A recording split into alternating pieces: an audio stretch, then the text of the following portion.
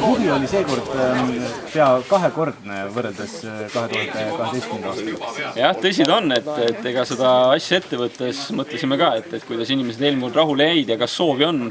Ja kui esimese päeva lõunaks ja paari tunniga oli 750 kilo koos ja siis seda tuli.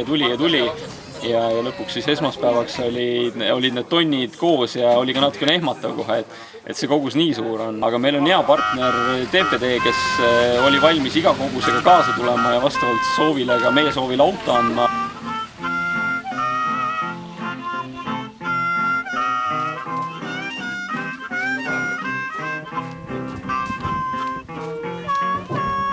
Kus nad ostavad, siis nad kauplevad, et kas saab odavam või ei saa. Mina alati räägin, me tahame osta kõik odavam, midagi odavam. Aga me tahame kallimaks, see ka ei ole õigus. Annaks raha ka ära? No jah. 100, 200, 50, 70, 80. Suur aitäh teile! Teile ka suur aitäh! Ja jõudu! Jah, aitäh! Aitäh!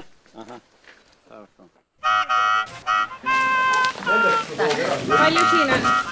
Здесь 230 будет. Ja vallamajast võtsime omad inimesed kaasa ja Margus Vain ka külavanem Patikalt, kes siis kotti tõstavad ja tööd teevad ja olen ka ise käevalgeks saanud. Vallavalitsuse poolt on see teine kord, et esimene kord 2012 ja nüüd siis teine kord. Et seekord olime juba eelnevast õppinud ja tegime siis kohe ka eraldi meiliaadressi sibuletrae.ee, kuhu siis kõik tellimused said esitada ja oli lihtsam jälgida, et ei läheks muu meiliga segamini. Nii, aga meil on siin üks väike kingitus Peipsiääre valla lastele.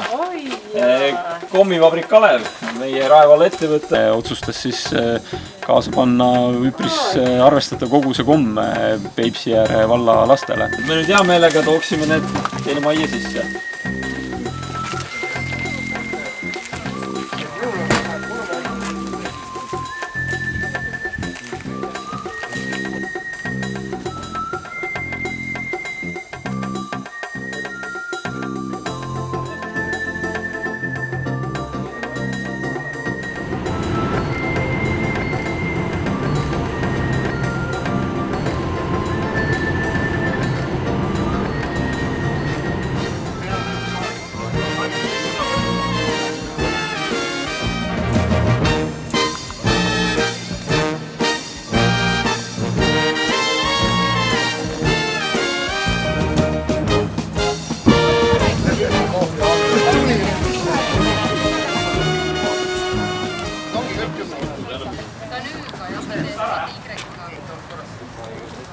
Väga ei ole vaja.